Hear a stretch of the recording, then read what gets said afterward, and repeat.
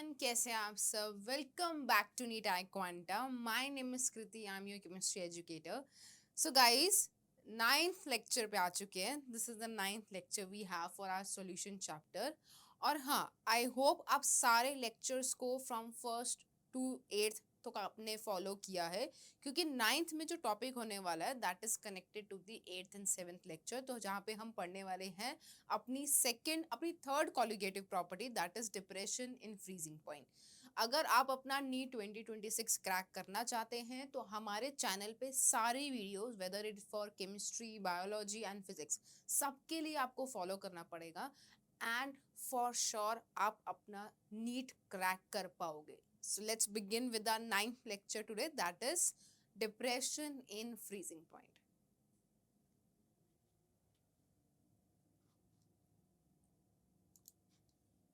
तो चलिए स्टार्ट करते हैं डिप्रेशन इन फ्रीजिंग पॉइंट से। अच्छा, इंपॉर्टेंट चीज है, सारी कॉलिगेटिव प्रॉपर्टीज को अच्छे से नोट डाउन करो। आई होप सब नोट्स बना रहे हो, और जो भी पॉइंट क्रिटिकल लग रहा है, जो भी तुम्हें डाउट आ रहा है, वो अपने कमेंट सेक्शन में लिख सकते हो। I will be checking your doubts in the comment section, and do like the video and do subscribe to our channel, that is Neat Eye Conta, to follow for more, and you can have more information and more practice by following our channel. चलिए आगे शुरू करते हैं। So depression in freezing point. Depression in freezing point ये हमारी तीसरी colligative property है। First we have done relative lowering of vapour pressure, उसके बाद फिर हमने एलिवेशन इन बॉइलिंग पॉइंट को समझा। Now let's understand about depression in freezing point. Property पे आने से पहले कुछ उसकी ऐसी चीज़ों के बारे में, लाइक पहले फ्रीजिंग पॉइंट को समझ लेते हैं, या how does depression in freezing point occurs, उसके बारे में पढ़ते हैं।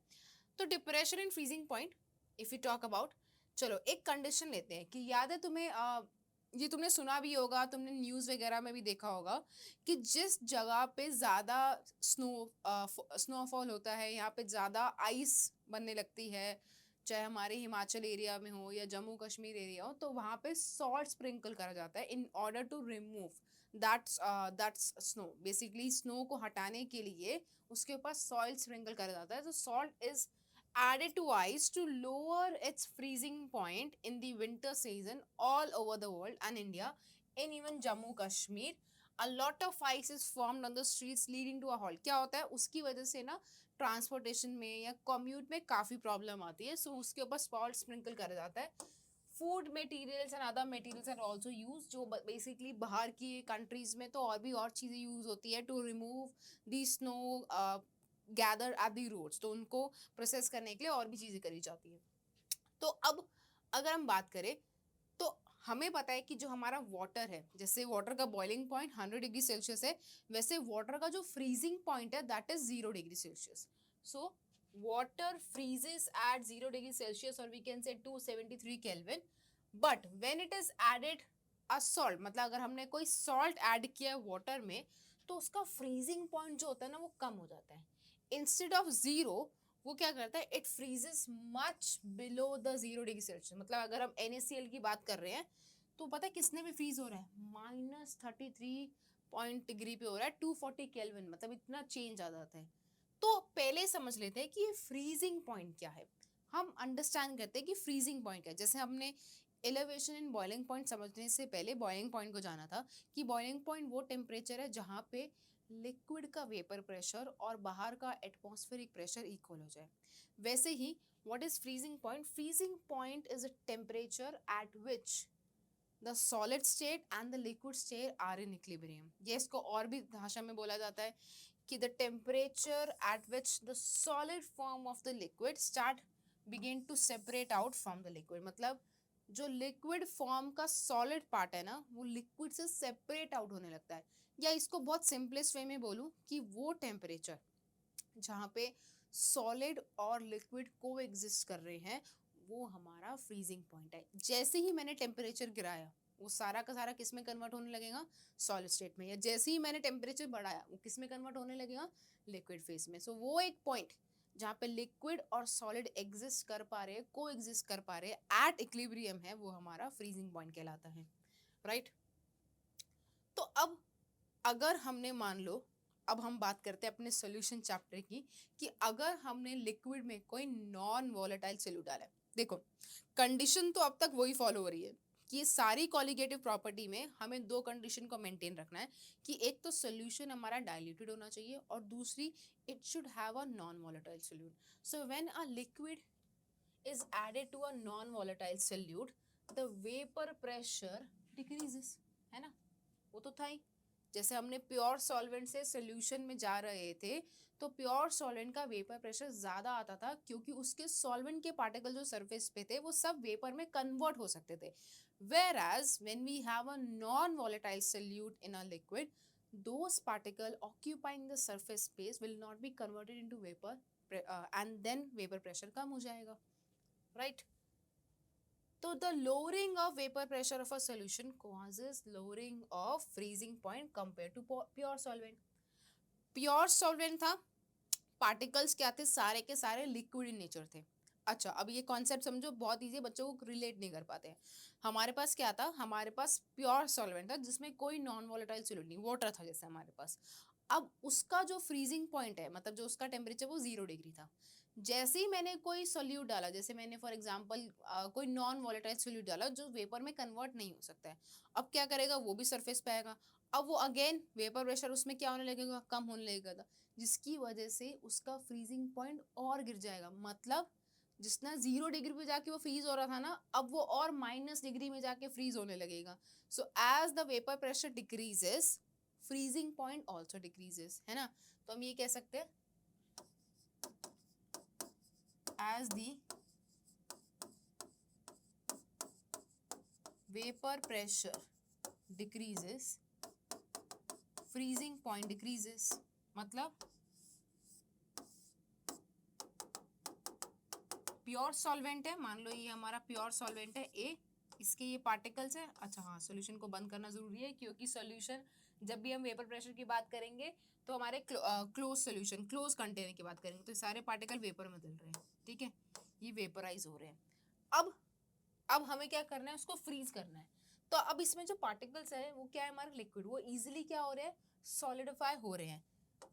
अब अगर बात आ जाए कि हमारे पास एक क्लोज कंटेनर है जिसमें हमारे पास तो अपना लिक्विड है और मान लो कोई नॉन वॉलेटाइल सोल्यूट भी प्रेजेंट है. अब ये नॉन वॉलेटाइल सोल्यूट होने की वजह से, नॉन वॉलेटाइल सोल्यूट होने की वजह से पार्टिकल्स इजीली सॉलिडिफाई हो पाएंगे, नहीं हो पाएंगे, तो इनका फ्रीजिंग पॉइंट क्या हो जाएगा, कम हो जाएगा.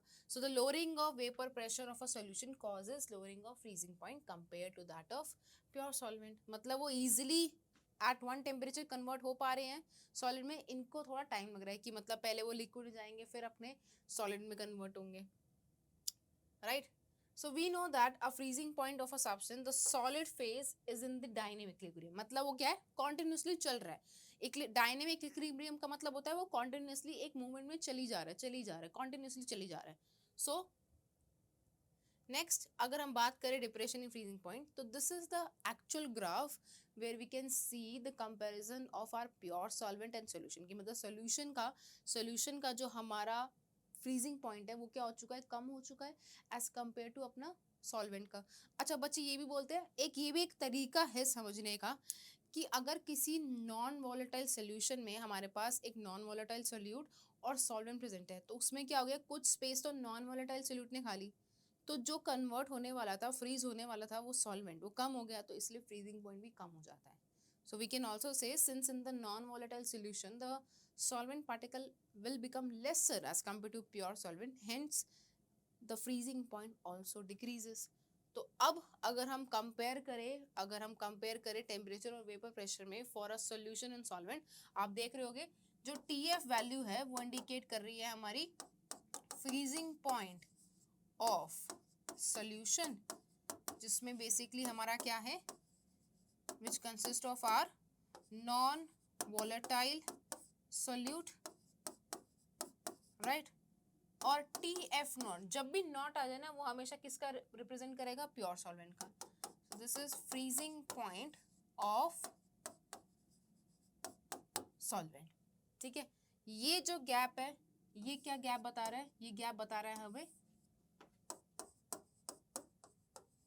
Depression in freezing point. Okay, चलिए एक बार से नोट डाउन कीजिए।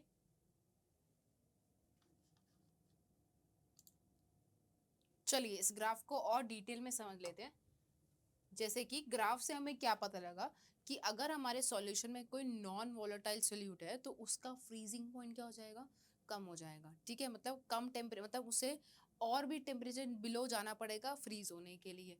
From the figure it is clear that the solution will freeze when the vapor pressure is equal to the vapor pressure of pure solid solvent। हाँ, क्योंकि अब मान लो कि हमने कंसिडर कर लिया है कि वो जो नॉन वोलेटाइल सोल्यूट है वो एक सॉलिड फॉर्म में है। अब उसको मुझे क्या करना है, उससे पहले मैं ब्रेक करूंगी, फिर मैं उसको सॉलिडिफाई करूंगी, फ्रीज करूंगी, तो उसका फ्रीजिंग पॉइंट और भी घट जाता है और भी कम हो जाता है। From the figure again the same thing, वही चीज देखिए, दस the freezing point of solution, not solvent, solution consisting of non volatile solute decreases. ठीक है, चलिए अब उस ग्राफ की जो भी हमने टर्मिनोलॉजी देखी है उसको समझ लेते हैं। जैसे कि TF not be the freezing point of pure solvent, TF be the freezing point of solution, the decrease in freezing point, जो हमारा चेंज डिप्रेशन, बेसिकली ये डेल्टा TF क्या है अपना,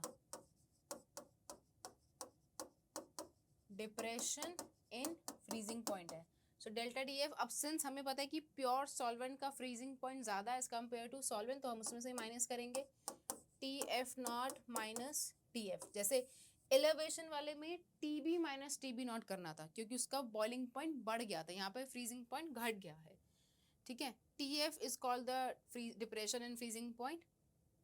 अब हमने एक्सपेरिमेंटल, अब देखो है तो ये कॉलिगेटिव प्रॉपर्टी, और सारी कॉलिगेटिव प्रॉपर्टी किस पे इंडिकेट करती है, अपने सॉल्यूट पे। मतलब जितनी भी हमारी कॉलिगेटिव प्रॉपर्टी है वो सब की सब डिपेंड करेगी हमारी सॉल्यूट पे। और सॉल्यूट की हम प्रॉपर्टी कैसे जज कर रहे थे अब तक, मोलालिटी पे।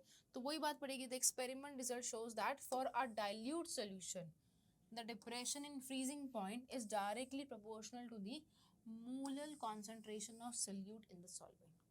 जो डिप्रेशन, जो फ्रीजिंग पॉइंट उस सॉल्यूशन का कम हुआ है, उसका रीजन क्या है, नॉन वोलेटाइल सोल्यूट। तो नॉन वोलेटाइल सोल्यूट ही सारी कॉलिगेटिव प्रॉपर्टी को फेवर कर रहा है, सारी कॉलिगेटिव प्रॉपर्टीज को अल्टर कर रहा है। सो हम बोल सकते हैं कि delta TF is directly proportional to M, है ना, delta TF is directly proportional to M। और जब भी प्रोपोर्शनैलिटी का साइन हटता है तो एक प्रोपोर्शनल कांस्टेंट जरूर इंक्लूड होता है। अब यहाँ पे प्रोपोर्शनल कांस्टेंट कौन सा हो जाएगा, delta TF equals to KFM, और यही KF हमारा कहलाता है, this KF is called as molar depression constant, molar depression constant. ठीक है, इसका एक और नाम है, इसको cryoscopic, oh my God spelling का गड़बड़,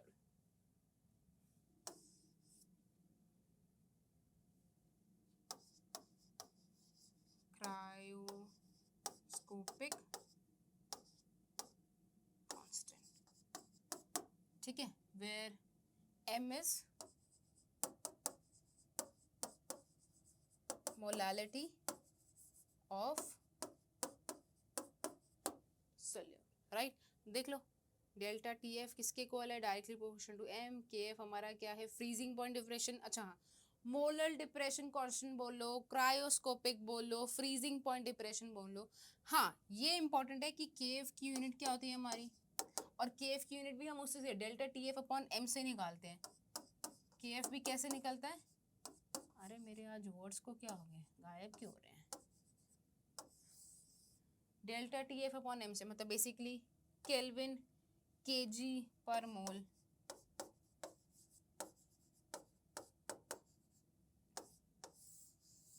right, okay, note it down please. Next अब बात करते हैं कि जो मोलालिटी है, बहुत बार समझ चुके हैं, molality is the number of moles present in 100 gram of solvent या 1 किलोग्राम ऑफ सॉल्वेंट। अब उसको भी हम ओपन करके लिख सकते हैं, क्योंकि मोलालिटी क्या हो जाती है, स्मॉल m से नंबर ऑफ मोल्स अपॉन में mass of solvent in KG. अब नंबर ऑफ मोल्स किसके निकालते हैं हम? सॉल्यूट के निकालते हैं। तो W2 upon M2 upon WM, ये रहा हमारा मोलालिटी। अगर ये केजी में है, यही अगर हमारे पास सॉल्वेंट ग्राम में मेंशन हो तो हमें ऊपर किससे मल्टीप्लाई करना पड़ेगा? 1000 से। It will become W2 by M2 into W1 into 1000। ये क्या हो गया हमारा? मोलालिटी हो गया, right. So it is number of moles, weight of solute in KG. वही सब कुछ सेम लिखा है मैंने और सिंप्लीफाई कर दिया क्योंकि हम ये पहले से पढ़ चुके हैं ना। हाँ, यहाँ पे इन्होंने डिटेल भी बता दी कि W2 हमारा वेट ऑफ सोल्यूट है, M2 हमारा मॉलिक्यूलर वेट ऑफ सोल्यूट है, W1 हमारा वेट ऑफ सॉल्वेंट है। अगेन वन वर्ड जो होता है वो किसके लिए यूज करते हैं हम? सॉल्वेंट के लिए। टू जो होता है वो हम किसके लिए यूज करते हैं? सॉल्यूट के लिए। ठीक है, इसको नोट डाउन करो। चलिए इस पे आगे बढ़ते हैं। Let's understand this. ऑल्दो आपने जो अब नेक्स्ट देखने वाले हो पार्ट वो भी सिमिलर होने वाला है। उन्होंने क्या किया, बस जो हमारी m की वैल्यू है ना, जो m मोलालिटी की वैल्यू हमने निकाली है in terms of weight of solute and weight of solvent, उसको हम कॉन्स्टिट्यूट कर देंगे। Will be constituting in the formula that is अपना डेल्टा TF वाला। तो अगर हम डायरेक्ट इसको लिख दें, चलिए मैं बता देती हूँ। So delta TF is KF into W2 upon M2 W1 into 1000। अगर ये हमारा किसमें? ग्राम में। अदरवाइज अगर हमारा सॉल्वेंट का मास किलोग्राम में है तो हमें ऊपर 1000 से मल्टीप्लाई करने की जरूरत नहीं पड़ती है। To find the molecular mass of solute, तो इस इक्वेशन से हम मॉलिक्यूलर मास ऑफ सोल्यूट निकाल सकते हैं, वेट ऑफ सोल्यूट निकाल सकते हैं, वेट ऑफ सॉल्वेंट निकालते हैं और डेफिनेटली डेल्टा TF की वैल्यू तो निकालते ही हैं। नेक्स्ट मेरे पास एक टेबल है जहाँ पे मैंने कई तरह के सॉल्वेंट्स के बॉइलिंग पॉइंट और उसके फ्रीजिंग पॉइंट को कंपेयर किया है। जैसे अगर हमने वाटर की बात की तो 373.15 केल्विन उसका बॉइलिंग पॉइंट है, 273 उसका फ्रीजिंग पॉइंट है। के और के बी की वैल्यू तो कांस्टेंट रहती है। जैसे इथेनॉल आ गया हमारे पास 351 हो गया और 155 हो गया। Then we have cyclohexane, chloroform, CCl4, CH2, diethyl ether, acetic acid, benzene. Basically आप समझ सकते हैं कि थोड़ा बहुत क्या चेंज आ रहा है, जहाँ से यहाँ मतलब इसमें कोई पैटर्न फॉलो नहीं कर पा रहे हैं क्योंकि वो different different type of solvent है। हाँ, ये कह सकते हैं कि डाउन द ग्रुप जाते जाते पोलैरिटी कम हो रही है, बट उसके हिसाब से भी चीज़ें अलग है। जैसे एसिटिक एसिड का 391 है, बेंजीन का 353 है। Lowest we observe for diethyl ether, वो भी एक एप्रोटिक सॉल्वेंट है, सबसे कम है। और CH2 भी हमारा एक नॉन पोलर कंपाउंड बन जाता है। तो नॉन पोलर कंपाउंड्स के बॉइलिंग पॉइंट और फ्रीजिंग पॉइंट में काफ़ी डिफरेंस है। पोलर कंपाउंड और नॉन पोलर कंपाउंड की बात करी जाए तो उसमें ज़्यादा मतलब आपको कम बॉइलिंग पॉइंट दिखेगा। एंड फ्रीजिंग पॉइंट का भी अगर हम ऑर्डर देखें तो सबसे कम value we have is for ethanol, again diethyl ether. और अगेन वही पोलर कंपाउंड्स का जो फ्रीजिंग पॉइंट और मेल्टिंग पॉइंट रहता है, freezing point and boiling point रहता है वो थोड़ा ज़्यादा रहता है as compare to non polar one. चलिए अब कुछ प्रॉब्लम्स करते हैं। जैसे हमने एलिवेशन इन बॉइलिंग पॉइंट के ऊपर कुछ प्रॉब्लम की थी, वैसे इसी के ऊपर कुछ समझ लेते हैं। फर्स्ट क्वेश्चन, चलिए 45 gram of ethylene glycol was mixed with 600 gram of water, calculate the freezing point depression constant. Very easy. और दूसरा freezing point of the solution. तो हमारे पास फॉर्मूला है delta TF equals to KF into M। अच्छा, KF की value उन्होंने 1.86 दे दी है, तो हमें पहले डेल्टा TF निकालना है। पहले तो freezing depression and freezing point निकालना है। तो डेल्टा TF कितना हो गया हमारे पास? ये हो गया KF की वैल्यू 1.86, मोलालिटी 45 ग्राम इथाइलिन ग्लाइकॉल दे रखा है। तो इथाइलिन ग्लाइकॉल होता है ये। अब इसका मॉलिक्यूलर वेट निकाल लो इसका मॉलिक्यूलर वेट कितना होगा? मॉलिक्यूलर वेट कितना है? हाँ 62 है। तो 62 इंटू 600, अब ग्राम में आ गया तो इसको ऊपर 1000 से तो मल्टीप्लाई करना पड़ेगा, तो ये कैंसिल। तो 1.86 इंटू 45 इंटू 10 अपॉन 62, तो ये हो गया जैसे 5, ये हो गया 31। और इसको अगर हम सॉल्व करेंगे, मॉलिक्यूलर वेट ऑफ सॉल्वेंट की ज़रूरत नहीं है। हाँ, मोलालिटी 1062, तो डेल्टा TF की वैल्यू आ गई अपने पास 2.2506। डेल्टा टी मतलब इतना चेंज आ रहा है। अब क्वेश्चन में सेकंड पूछा था हमें टीएफ की वैल्यू निकालनी है। अब डेल्टा टीएफ क्या होता है, टीएफ नॉट माइनस टीएफ होता है। तो ये कितना है हमारा, अब अगर हम 0 डिग्री है माइनस टीएफ निकालेंगे और ये आ गया 2.25, तो ये कितना आ गया अपना, टीएफ की वैल्यू होगी 2.25 डिग्री सेल्सियस माइनस। हाँ तो माइनस में आ सकता है ना फ्रीजिंग पॉइंट, देख लो। हाँ उन्होंने केल्विन में निकाल दिया तो हम केल्विन में भी निकाल सकते हैं। अब उन्होंने 273 माइनस गलत किया, ये तो उन्होंने केल्विन की वैल्यू, अच्छा हाँ केल्विन में तो निकला है ना, हाँ केल्विन में ही निकला है। तो डेल्टा टीएफ की वैल्यू 270.8 केल्विन, ये मेरा डिग्री सेल्सियस में माइनस में आया और ये केल्विन में आंसर है, दोनों सही है, मैच कर लो एक बार। चलिए आगे बढ़ते हैं। कुछ ऐसी चीज़ें हैं ऑल्दो बहुत ज़्यादा इंपॉर्टेंट नहीं है, उससे कभी बहुत ज़्यादा डायरेक्टली क्वेश्चन पूछा नहीं गया है, बट सिंस वो पार्ट है चैप्टर का तो मैं आपको ज़रूर बताऊंगी कि उसको कैसे लिखना है। So we have certain things which we not forget, जैसे के बी की वैल्यू निकाले तो K B is actually R T not square upon delta H of vaporisation into weight upon 1000। Delta T V वही K B की value से निकल सकता है।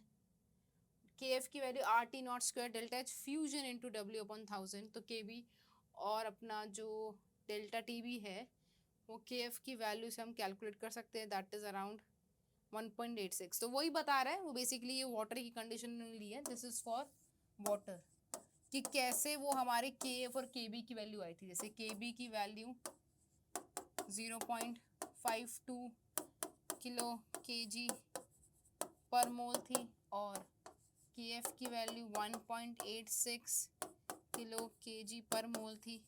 अब वो सारी डिटेल भी पढ़ लेते हैं कि इसमें डेल्टा टी नॉट क्या है, ये सब क्या। डेल्टा एच वेपराइजेशन तो मोलर हीट ऑफ वेपराइजेशन है, आर हमारा यूनिवर्सल गैस कांस्टेंट है, टी नॉट हमारा बॉइलिंग पॉइंट ऑफ सॉल्वेंट है और उसके इसमें हमारा टी नॉट हमारा फ्रीजिंग पॉइंट हो जाता है, एल वी हमारा latent heat of vaporisation, delta H fusion latent heat of fusion. ये सब अगेन के बी और के एफ के टर्म्स में है, कभी बहुत डिटेल में नहीं पूछा जाता, पूछा भी तो जाएगा ज़्यादा पता है क्या, एक्चुअली ये पूछा जाएगा फॉर्मूलाज के बी और के एफ के, इससे ज़्यादा और कुछ नहीं पूछता है, कि इसको कैलकुलेट करने का कभी क्वेश्चन नहीं आया है। तो एक जस्ट फॉर्मूला देख लेना कि आर टी नॉट स्क्वायर, अगर हमारा के बी है तो R T not square upon delta H vaporisation into W upon 1000 और उसमें R T not square upon delta H fusion into W upon 1000, बस ये फॉर्मूला देख लेना, ठीक है। Next we have osmosis and the osmotic pressure. So basically ये हमारी फोर्थ कॉलिगेटिव आ चुकी है, normal colligative property. Let's understand this important colligative property now. चलिए अब ऑस्मोसिस और ऑस्मोटिक प्रेशर को समझते हैं, बहुत इंपॉर्टेंट कॉलिगेटिव प्रॉपर्टी है। पहले बात कर लेते हैं अबाउट ऑस्मोसिस की ऑस्मोसिस क्या होता है। So osmosis the theory of dilute solution, basically again हमें इसमें डाइल्यूट सॉल्यूशन चाहिए होगा and it is one of the important colligative property exist by the dilute solution, that is osmotic pressure. अब osmosis होता है, osmosis is basically the flow of solvent from pure solvent to solution side. अब इसमें ना बच्चे बहुत confuse होते हैं, क्योंकि अगर मैंने वर्ड बोला high concentration to low concentration, actually वो भी स्टेटमेंट सही है कि the flow of solvent from high concentration side to low concentration of solvent. जब हम बात कर रहे हैं हाई कॉन्सेंट्रेशन और लो कॉन्सेंट्रेशन की, तो concentration in terms of solvent बात करें, मतलब चलो इसलिए हम अवॉइड करते हैं high concentration and low concentration use करना, तो हम बोलते हैं कि osmosis is the flow of solvent from pure solvent side, मतलब जिसमें बेसिकली कोई भी सोल्यूट पार्टिकल है नहीं, प्योर सॉल्वेंट साइड, और जहाँ पे कंप्लीटली सॉल्वेंट है, pure solvent side to solution side. So osmosis is the flow of solvent and that too happening through, it is happening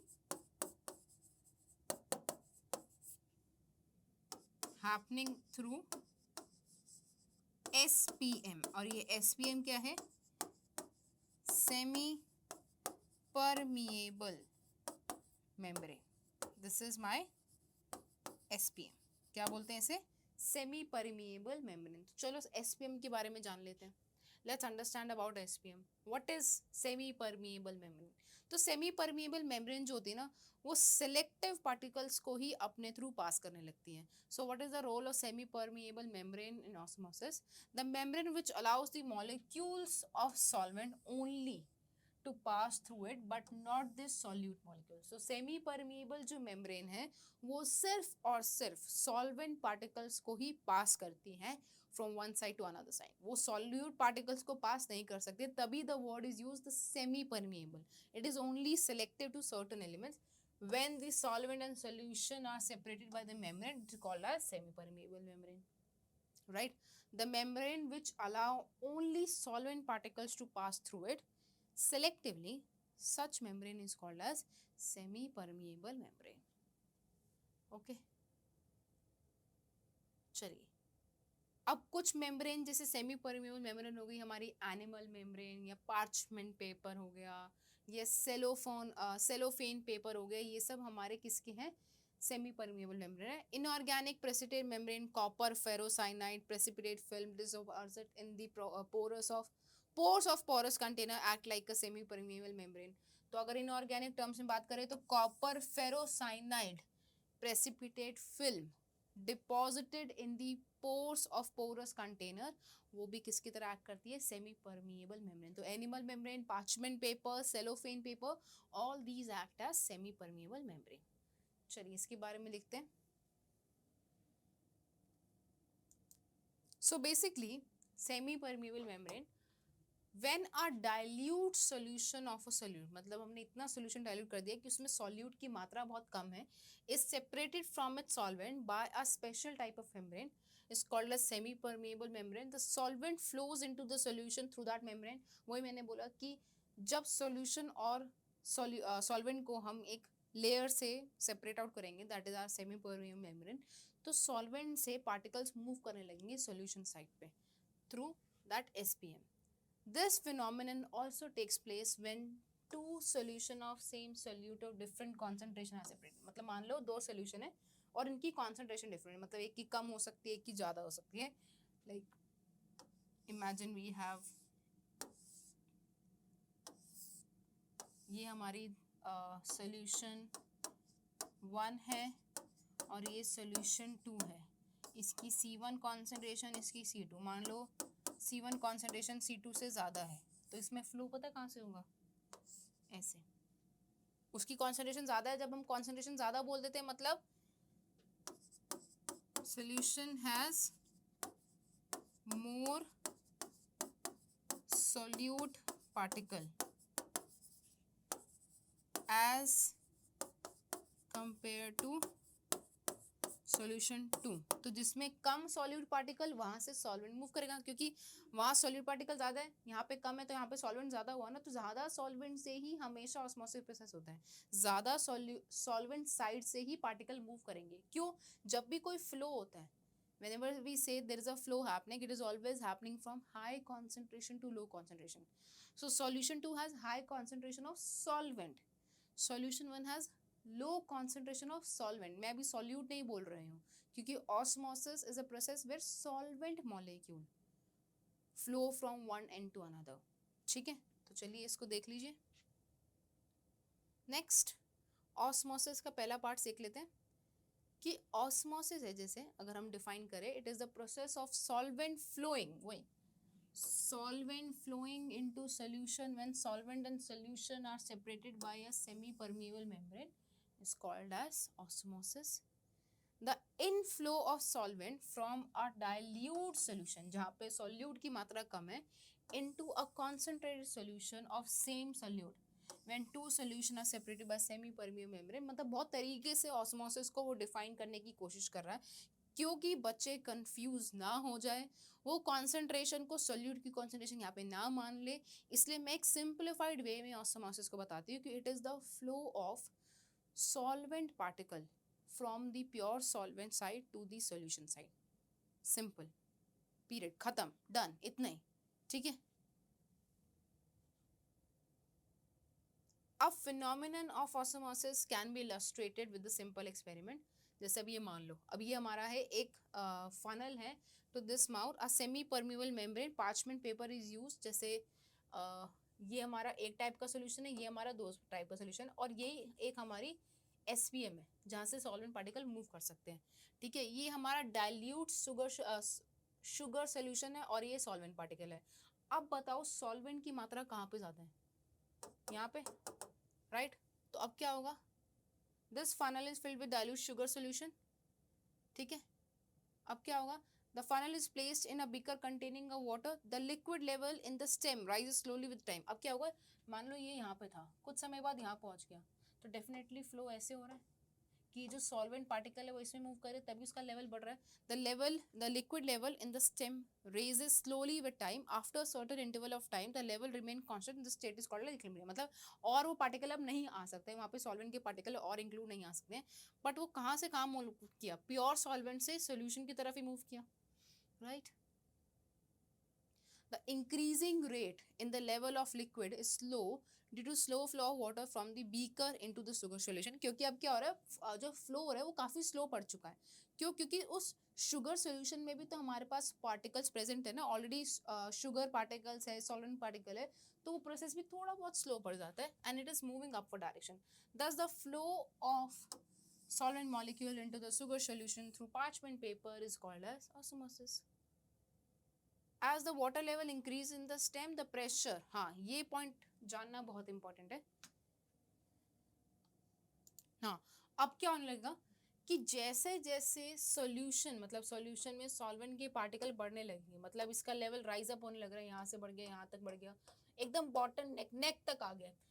as the water level increases in the stem, ये है हमारी stem, ठीक है, ये हमारी stem है। The pressure exerted by the column of water, अब क्या उसमें इतना ज्यादा लिक्विड पार्टिकल फ्लो कर चुके हैं कि वो प्रेशर लगाने लगते हैं, और वो भी कौन सा प्रेशर लगाने लगते हैं?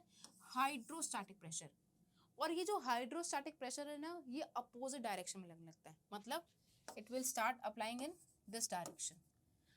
This hydrostatic pressure in sugar solution which is developed when water molecule are adding into it acts in the opposite direction to that direction of flow of solvent। मतलब सॉल्यूशन सॉल्वेंट पार्टिकल यहाँ से यहाँ जा रहे हैं, solvent particle pure solvent से solution side पे जाने लग रहे हैं। जैसे जैसे प्रेशर बढ़ रहा है, हाइड्रोस्टैटिक प्रेशर अपोजिट डायरेक्शन में लगने लगता है, मतलब ऑस्मोटिक प्रेशर के अपोजिट में वो फ्लो करने लगता है, from the beaker of funnel to through the membrane, from the beaker to the funnel.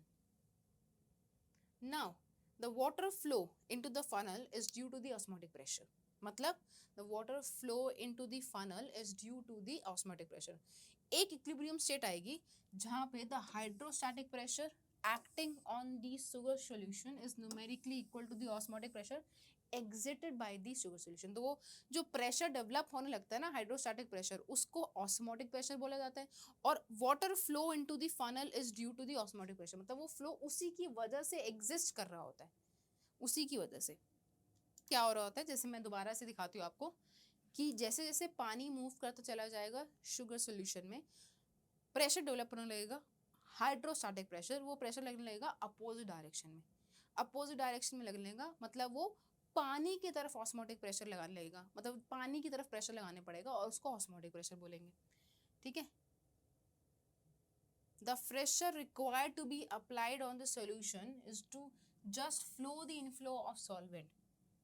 Basically the pressure required to be applied on the solution side, जब वो solvent के particles solution में बढ़ते चले जा रहे हैं, तो जो pressure लग रहा है solution पे side, just to stop the inflow of solvent, basically osmosis को रोकने के लिए into the solution, when the solution is separated by the semi permeable membrane, उसको कहा जाता है osmotic pressure। So the pressure required to be applied on the solution side, मतलब हम क्या करते हैं, solution की side आप pressure लगा रहे हैं to stop the flow of solvent into the solution when the solution is separated by semi permeable membrane। So the pressure applied on the solution side to stop the inflow of solvent, such pressure is called as osmotic pressure। Simple भाषा में मैंने इसको define कर दिया, simple में मैंने बात कर ली, ठीक है।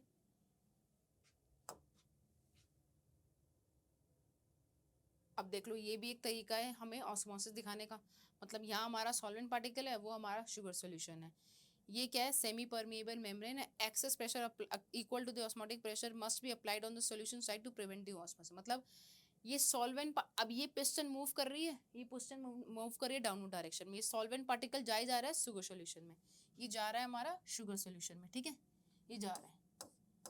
अब मुझे इसको रोकना है, मुझे ना उस फ्लो को, सॉल्वेंट के फ्लो को रोकना है, तो मुझे क्या करना पड़ेगा, यहाँ पे एक्स्ट्रा प्रेशर लगाना पड़ेगा, अमाउंट ऑफ पाई, मतलब प्रेशर एटीएम प्लस पाई। ये जो हमारा क्या है, ये हमारा क्या कहलाता है, osmotic pressure. Pressure other than this, क्योंकि इतना प्रेशर लगाएंगे तो वो रुक जाएगा, हमें क्या करना है, हमें एक्स्ट्रा प्रेशर लगाना है, उसको रोकना है। Excess pressure equal to the osmotic pressure must be applied on the solution side to prevent osmosis. मुझे उस प्रोसेस को रोकना है, तो मुझे उतना ही, उससे ज्यादा प्रेशर लगाना पड़ेगा to, in order to stop that flow of solvent. देख लो, as vessel is divided into two parts by a semi permeable membrane, in one part of the vessel solution is taken in other part of solution, the two parts are fitted with a piston, the piston on the solution side moves up due to osmosis। मतलब pressure होने की वजह से, solvent के flow होने की वजह से जो सॉल्यूशन साइड की पिस्टन है वो अपवर्ड मूव करती है। If pressure is applied on the solution which is numerically equal to the atmospheric pressure, the movement of piston can be stop. मतलब वो सॉल्वेंट पार्टिकल आ रहा है, मूव करी, अगर मैंने उसके ऊपर प्रेशर लगा दिया, अगर मैंने अलग से एक्स्ट्रा प्रेशर लगा दिया ऑस्मोटिक प्रेशर, तो वो क्या हो जाएगा, फ्लो रुक जाएगा, वो पार्टिकल वापस तो नहीं जाएंगे, बट वो प्रेशर उस समय के लिए रुक जाएगा, प्रोसेस रुक जाएगा, ठीक है। The pressure applied on the solution side to stop the process of osmosis is numerically equal to osmotic pressure, और वो हमारा क्या है, पाई है, राइट, दैट इज पाई। चलिए ऑस्मोसिस पार्ट 2 समझते हैं एक बार। सो जो ऑस्मोसिस प्रोसेस है ना, it is the best method to determine the molecular weight of solute. मतलब osmotic pressure is useful in determining the molar mass of a solvent. It is widely used in determining molar masses of proteins, polymers, macromolecules. मतलब out of all colligative property, अगर मैं osmotic process की बात करूँ तो वो एक best method है किसी भी सॉल्यूशन का, या अगर हम बात करें प्रोटीन्स का या फिर मैक्रोमोलिक्यूल्स का, उनका मॉलिक्यूलर मास कैलकुलेट करने के लिए osmotic pressure is the best technique. So osmotic pressure method also has advantages over other methods which is carried out at the room temperature. So osmotic pressure magnitude is even larger for dilute solution. Two solution having same osmotic pressure at given temperature are called as isotonic solution. अगर दो solution है और उन दोनों का osmotic pressure same है, तो वो दोनों क्या कहलाएंगे, isotonic pressure कहलाएंगे, isotonic solution कहलाएंगे। So solution 1 and solution 2, मान लो इसका, so osmotic pressure is represented by pi. तो अगर इन दोनों का सोल्यूशन का ऑस्मोटिक प्रेशर इक्वल है, तो ये क्या कहलाएंगे, आइसोटोनिक सॉल्यूशन कहलाएंगे, ठीक है। इसको नोट डाउन करो एक बार। Next, no osmosis takes place in isotonic solution. अगर दो सॉल्यूशन के ऑस्मोटिक प्रेशर सेम है, तो बेसिकली क्या हो गया, जितना प्रेशर एक सॉल्यूशन में लग रहा है ऑस्मोसिस को रोकने के लिए, उतना ही प्रेशर दूसरे सॉल्यूशन में लग रहा होगा ऑस्मोटिक प्रेशर को रोकने के लिए। तो अगर बाय चांस हम उनको कनेक्ट करते हैं, तो there won't be any flow of solvent, so basically no osmosis takes place in the isotonic solution. This example, blood is a isotonic solution with normal saline. मतलब जितना अमाउंट में दोनों exist कर रहे हैं, वो को एग्जिस्टिंग कर रहे हैं with 0.9% of NaCl solution. if a cell is placed, चलिए hypertonic solution, there are two different type of solutions as well, जिसको बोला जाता है hypertonic solution and hypotonic solution। उसकी डिटेल, उसके बारे में हम समझेंगे अपनी नेक्स्ट क्लास में। टिल देन आप प्लीज़ सारे अपने चैप्टर्स के जितने भी लेक्चर अब तक हो चुके हैं सॉल्यूशन के और भी सबके, अच्छे से रिवाइज कर लो, नोट्स बना लो, कोई भी डाउट है तो पूछो। लास्ट ऑफ दिस चैप्टर हम PYQ भी डिस्कस करने वाले हैं, आई थिंक अभी इसी वीक हो जाएगा। Till then please study and do your best. Thank you so much.